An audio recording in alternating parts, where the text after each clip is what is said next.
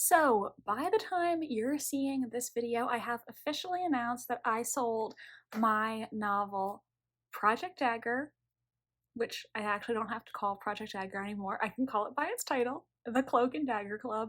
I sold The Cloak and Dagger Club to Berkley, as well as currently untitled sequel. That is public knowledge, not at the time that I'm filming this, but it will be by the time you're seeing it. We'll link that official announcement in the card. But you may be wondering, okay, so when you sell a sequel to a publisher, what do you do after that? And that's kind of what this video is going to be about.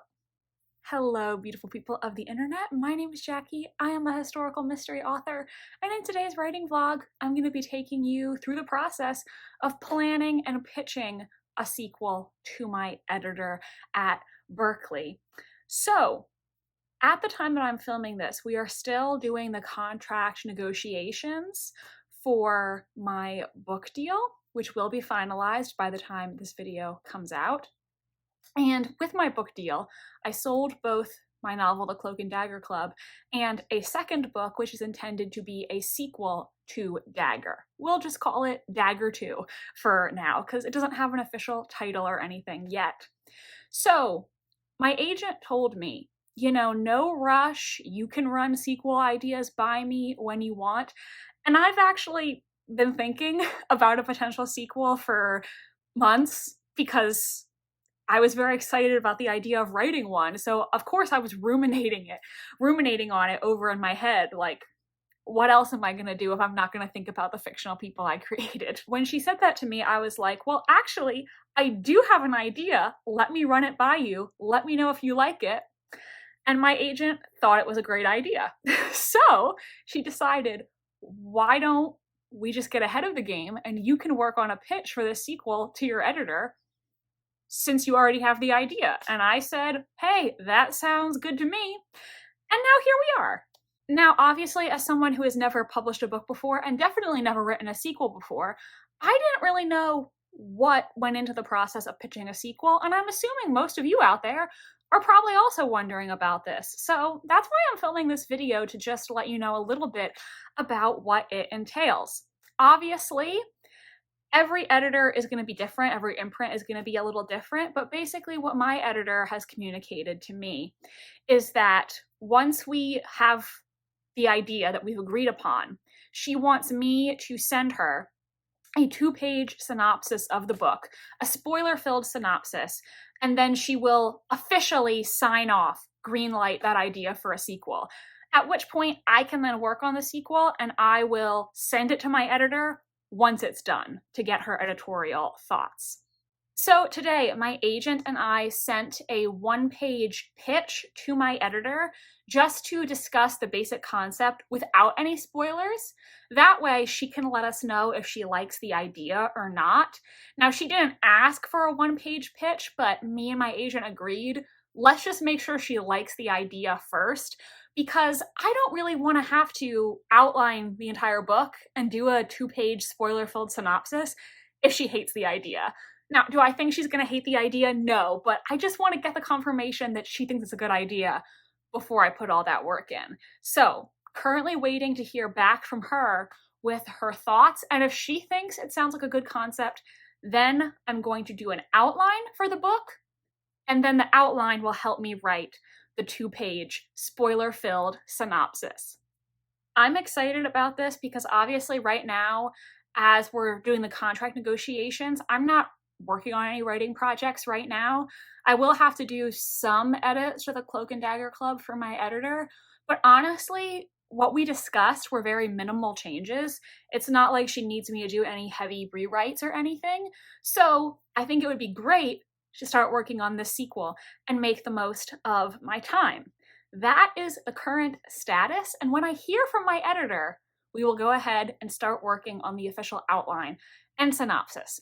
And I'm bringing you all along with me just to shed some light on what this process of pitching a sequel and working on a sequel is like. So, this has been a very long intro. That's what's going on. And when I hear from my editor, I'll let y'all know.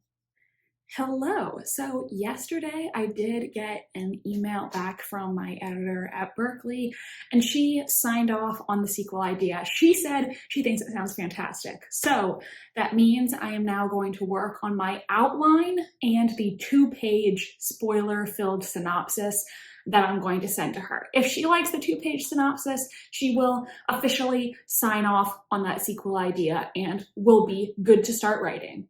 I know who the murderer is going to be in the book and sort of their motives, things like that. And I have ideas for a lot of the clues, so that's good. One thing that I still need is, I need what Jane Kalmus here on YouTube refers to as the damning clue, like the clue that clicks everything into place for your detective or detectives. The moment where the sleuths are like, OMG, confirmed it's this person. Jane Kalmus doesn't really post on YouTube anymore. I think it's been several months since she posted, but her videos on mystery writing are just the best. She has so many good tips, and I think she's kind of, if this makes sense, like taught me things that I knew, but I didn't know that I knew, if that makes sense, like pointing out patterns and techniques in mystery novels that when she's explained it, I'm like, yeah, I do know what you're talking about, but I never thought about it on that level. But that's one thing that I still need to figure out. I need to figure out what is going to be that clue that makes everything click into place for our characters. So that's something I need to figure out. And I also want to figure out the balance between main mystery plot and subplots. Because every time you write a mystery, there should be things that are also going on in the lives of your main characters. Like, obviously your main characters in a mystery series have one very obvious problem, which is they're gonna solve a murder, right? But there should also be things going on in their personal lives outside of the mystery, because obviously you want to have character development across a series. So I have an idea for like a subplot in the book that would like introduce some other side characters.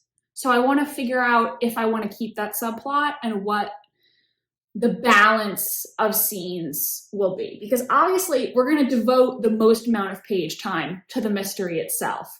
So it's just figuring out the balance with the subplots in regard to the main plot. I hope these vague statements make sense, but that's kind of where we're at. I'm going to get to work on this. Absolutely no rush. We're still in contract negotiations at the time that I'm filming this. So not in a hurry, but obviously the sooner I get the synopsis approved, the sooner I can start writing. And it's always good to have as much writing time as possible, you know? Better to be done the book early than to be late. Look at this. Sorry, it's just you're so cute. Go back to sleep.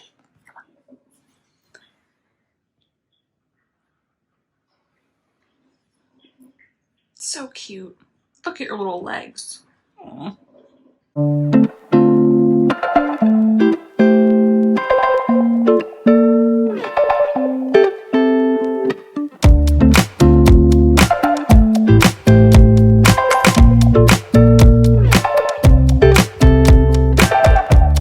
So I worked on my outline last night, got up to chapter 13. I'm in the middle of outlining chapter 13. And in my notes, I took some notes for the different plot beats of the book, and I had like 17 bullet points in my notebook. So I'm thinking, you know, 17, 18 chapters, give or take. I know my previous book in this series, I outlined it at 17 chapters, but I had to break some up because they were just too long. So for reference, I'm on chapter 13, not done outlining that, I'm in the middle of it. This outline is 2,280 words. By comparison, my entire outline for the Cloak and Dagger Club was 1,817 words.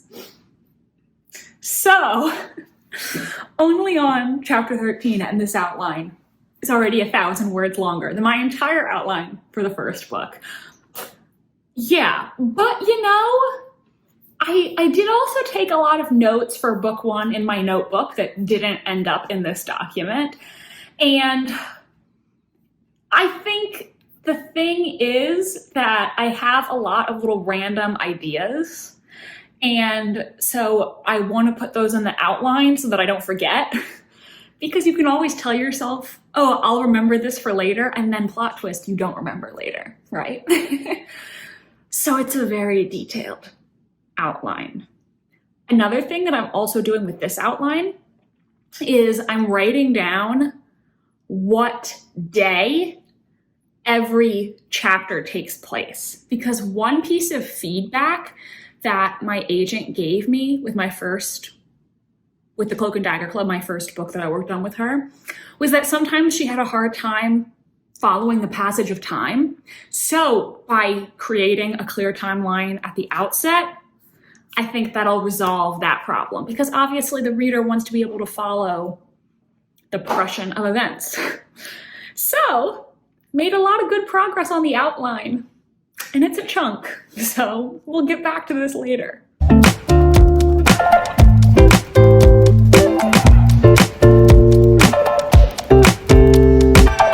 So today I had a minor screw up because I told myself that I was going to go to the library to finish my outline, but I left my notebook with all my plot beats at home.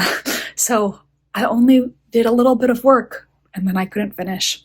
That's okay though. Now that I'm back home, I'm going to go to the office and finish up this novel outline. It's quite long. All right, it is approximately an hour later and I am finished this outline. I also now have a headache and my tinnitus is chirping away in one of my ears. But the good news is I did finish the outline. It's quite long, so what I wrote is 3,842 words just of an outline. It's very detailed. But you know, I wanted to make sure that I remembered everything, remembered all the details and the clues. It's by far the longest outline I've ever written for anything. Just for comparison, the outline that I wrote for the Cloak and Dagger Club was 1,817 words. That's 2,000 words less. And for my very first book, Project Mayfair, the outline that I wrote was 2,636 words. So longer than the Cloak and Dagger Club outline, but still 1,200 words shorter than this outline that I just did for Dagger 2. It's very long, but it is now done. And that means when I have the time, I can start working on the 2-page spoiler-filled synopsis for my editor at Berkley so that she can formally approve the idea and I can start writing this book. Why did the camera just try to focus? Oh, it's because of my reflection. It was trying to focus on that spot, like there was a face there. That freaked me out. But it's just the reflection of the back of my head. This is done. Now I will move on to the synopsis. I think I'm also going to film a video for my channel sometime in the future. Or maybe to you it's the past, because I don't know when I'm actually going to be able to post this video about tips for writing a synopsis. Because I know writing a synopsis is something that so many writers hate doing. So I'm thinking maybe I'll make a video with some of my tips for how to do that. But for now, I'm tired. I think maybe I need to take an Advil. I'm gonna chill for the rest of my Sunday night. Hello, just a quick update because I am currently at work right now, but today I did type out a synopsis for the potential sequel now that my outline is done, and I actually got the synopsis done really quickly. I just churned it out. The bad news is my editor asked for a 2-page synopsis, and this goes on to a 3rd page.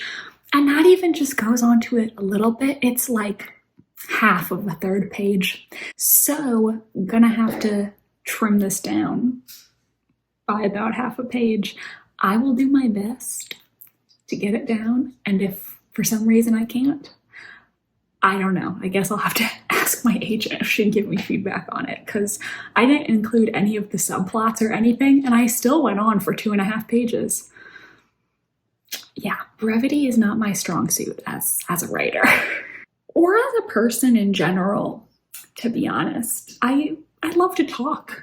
Yeah. I have anxiety, so I don't love to talk with people I don't know. When I actually know you, I can go on quite long rants or stories and just talk and talk and talk. So I need to get it down a little bit because not good at brevity, not good at brevity. Hello there. So while I was doing my skincare and makeup, I did a whole talk about updating you and kind of went on a rant about something, but I realized that the first clip, I must have not turned the camera on. So you only got the tail end of what I was saying. So now I'm basically gonna re-record everything that I said while I do my work. So I haven't updated this vlog in a long time because, to be honest, there hasn't been that much going on. I am still waiting for my Berkley contract. Obviously, by the time this goes up, I will have that. It'll be signed, sealed, delivered, official.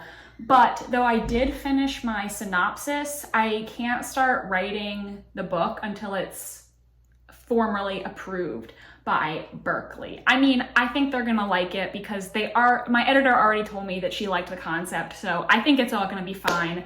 But I have to wait to get the contract before I can send her the synopsis for formal approval. My agent did read it. She said she thought it sounded really good, gave me a couple of notes, and now I just have to sit tight until I get the contract. So that's why I haven't really been updating you guys. Just hasn't been that much going on the past 2 weeks. But I went on a rant, like I said, because that's not what I meant to open. Sorry, I'm trying to do 2 things at once. But I went on a rant because obviously I haven't been in publishing for a long time. It's been about 2 years or so that I've been on this journey, though I have queried, I have gotten an agent, and now I'm going to have a book deal.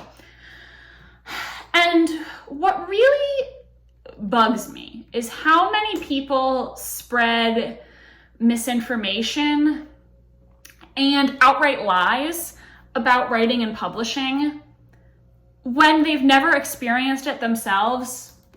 And in some cases, people lie to you because they want to take your money. They want you to buy something from them. I just saw somebody on Facebook last week. This was in one of the beta reader groups that I'm still a member of because I had used it to find betas for my book, right? And there was this guy in the comment section who was saying, if you're querying, you need to hire an editor because agents won't do editorial work with you. They want your book to be perfect. And even the publisher won't edit your book because most of them don't have editors on staff. So that's why you need to hire somebody to be taken seriously. I pushed back and said, no, that's not true, because it isn't true. Most agents will do editorial work with you. Of course, they want the manuscript to be polished, but you don't need to hire anyone for tradpub. And also, like, Big 5 publishers have entire editorial teams. You will work on your book with an editor. And this guy then responded to me being like, no, I know agents. I know what I'm talking about. Who are these agents that he claims to know? If he actually does know any agents, they must not be reputable ones, right? And then when I click on his profile, I see that he sells editorial services. So of course he wants you to believe that because he wants to take your money. And it made me so mad and so sad because there was literally another person in that comment section who was basically saying, man, I can't afford to hire an editor, so I guess I'll never be able to be published. It's so unfair. And that's why this pisses me off so much, because it's all lies. It's to further his own agenda, and he is discouraging people from pursuing their dreams with his lies. And it's not just this guy in particular. There are so many people all across the internet who do things like this, and it's just not right. It's not fair. And I hope that with my author platform, small though it may be, I can be a part of combating misinformation and giving back to this community like people helped me when I was trying to get an agent and a book deal. So if you ever have questions about editing, writing, publishing, and you think that I could be a resource for you, don't hesitate to leave a comment, message me privately. I will answer your question. And if you're asking me about something that I don't know the answer to, I will try to find an answer for you, either by finding someone who can answer it or linking you to some resources that you can check out. I just don't think it's fair. I was also thinking that maybe in the future I could make videos discussing why I chose traditional publishing, why I decided that was the path for me. And also, I would like to maybe make a video talking about traditional publishing versus self-publishing, because I do think there are a lot of videos and articles on that topic that are very biased. And I would like to make a video outlining the things that are good about both options and some of the things that you should ask yourself when you're trying to make that decision. Because, well, for instance, self-publishing is great if you want to have complete control, right? But you also have to invest a lot of money to do self-publishing. Well, whereas traditional publishing, yeah, you are collaborating with other people, but I like having experts who are on my team in my corner, and I liked that I didn't have to pay anything to get started in tradpub. So those are some things that you should think about when deciding between those two options. And I think it would just be interesting to make a video talking about that and trying to be as unbiased as possible. So if that sounds like it would help you, do let me know in the comment section, or if you want to hear about why I chose tradpub for myself.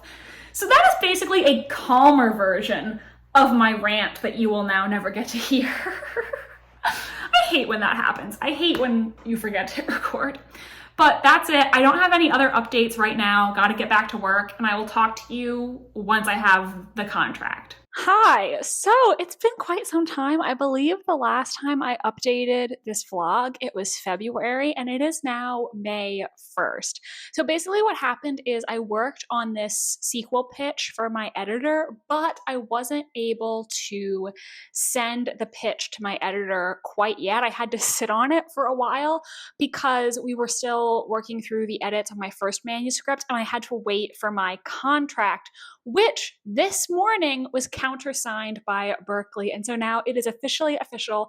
I have a book deal. But now I have gone through all of the edits to my first book, The CLOAK and Dagger Club, with my editor, Annie. And I filmed a whole other vlog that's going to be out before this one about the process of waiting for my contract and going through those edits. So I will link that in the card just in case you haven't seen it yet and you want to watch it.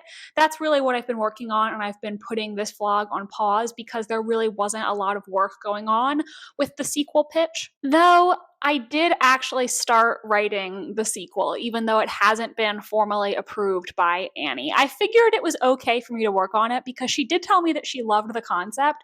So I think in all likelihood, she's going to officially accept my pitch and we're going to be able to go ahead with this sequel. Because, like, if she said that she loved the concept, I don't think in the past couple months she's going to be like, actually, I've changed my mind. I decided that I hate this concept now. Waiting for the contract was really hard. It was very slow and very boring to wait. So starting to write my sequel did give me something to do, and it made me feel like I was being productive with my time and just helped me stay sane, you know? I did send my agent an email being like, I'm so sorry, you told me not to start writing the sequel, but I did. I was so bored. And she was like, you don't have to apologize. It is okay. I really think the reason my agent told me not to start on the sequel was just because I obviously haven't been paid anything for the sequel yet. So she didn't want me to be doing work when I hadn't been compensated for it yet. But the good news is I'm going to get a payment since we signed the contract. And also the CLOAK and Dagger Club has been formally accepted and is now going to be going to copy edits. So I also get a payment for that. I probably mentioned this in my other vlog, but when you get a book deal, your advance is typically paid out in installments. Mine is going to be paid out in 6 installments between now and the date that book 2 comes out, presumably early in 2027. So I'm going to be making all of my advance money over the course of basically the next 2 years. Once I send this pitch to Annie and she formally accepts the sequel concept, I will then get my third payment to mark that occasion. So I will potentially be getting 3 payments in the near future, and then it's going to be a long time till I get another one, because I believe after that, my next payment will be either when book 2 is done and formally accepted, or the day that the Cloak and Dagger Club comes out, whichever one comes first. But I am back at this vlog. My agent has told me now would be a good time to send that pitch to Annie. So if I have time today or tomorrow, I will do that, send it over to her, and we'll see what she says. She already gave the basic concept a thumbs up, so I think she's gonna like it. And if she has any questions about it or wants any tweaks, that's something that we'll discuss then. But I think it's all gonna go well. I have not worked on my sequel basically all week because of all the contract stuff that was going on. But once she formally accepts it, I'm really going to hit the ground running and start working really hard on this sequel. And I will definitely have vlogs about that, the process of writing it. It is kind of weird to be making vlogs about writing a sequel for a book that you all haven't read yet, but what can you do? Good morning. It is Monday, May 5th. Actually, it's not the morning anymore. It's now technically afternoon. But I've already had a lot of things to do today, so what is time? But I'm finally going to send this pitch to my editor at Berkley to see what she thinks. This is supposed to be a 2-page synopsis. It goes on to a 3rd page, but my agent said that's okay. And I am rereading the synopsis. I feel good about it. I think it sounds good. And hopefully my editor really likes the concept. I also have a working title for her. This is the title that I've been calling it in my head. My agent also likes this title. Of course, it's not a big deal at this point. We can always discuss it later, but I'll just let her know, hey, this is what I think I'm using as the title in my head. But for now, let's just call it Dagger 2. And that's how I'll refer to it in the vlogs when I need to. Dagger 2. So I'm going to send this off to Annie, my editor at Berkley. And once I hear back from her, either way, I will let you all know. Hello again, everybody. Today is May 8th? Question mark? I think it's May 8th. But I have a very exciting update, which is that today I heard back from Annie, my editor, saying she really enjoyed my sequel pitch. She approves it, and she is excited to read the book when it is done. So that means that my sequel idea is officially approved and I can start working on it in earnest, which is great. Now I'm really going to hit the ground running and do a lot of in-depth work on draft number 1. This also means that I will have another payment coming my way soon, because my advance for my book deal was broken down into 6 installments, and one of those installments was when Berkley officially greenlights the sequel idea. At the time I'm filming this, my deal announcement just went live and we just signed the contract last week, so I honestly haven't even received any of my payments yet. They should be on their way, but they send the payments to my agent first, and then my agent deducts her 15%, which is industry standard, before sending the money along to me. So I should be getting some soon, because my first 2 payments were for the contract signing and the acceptance of manuscript 1, both of which have already happened. So gonna have 3 payments coming my way, and then I'm probably gonna have to wait a while for the next one, because the next milestone after this will either be manuscript 2 being accepted or book 1 coming out. Not sure which one is going to come first. But I am going to immediately start another vlog where I am going to be writing this sequel to the Cloak and Dagger Club, so make sure to hit that subscribe button if you want to see that when it comes out. Give this video a big thumbs up if you enjoyed, and if you watch this entire thing to the finish, why don't you leave a... what emoji do I want you to leave? Leave an applause emoji down below, since I got my sequel pitch approved today. Leave an applause emoji down below if you watch this entire thing. This is really exciting, and I'm gonna have a lot more writing vlogs coming, because now I can really start working on getting this sequel drafted. And of course, then I'm gonna take you along with all the editing and things that come after that. If you want to watch another one of my videos, why don't you check out this video where I discussed character flaws that you can give the protagonist in your book. Thank you so much for being here today. I really appreciate all of you following along on this very exciting journey, and I look forward to seeing you next time. Goodbye, and have a wonderful rest of your day.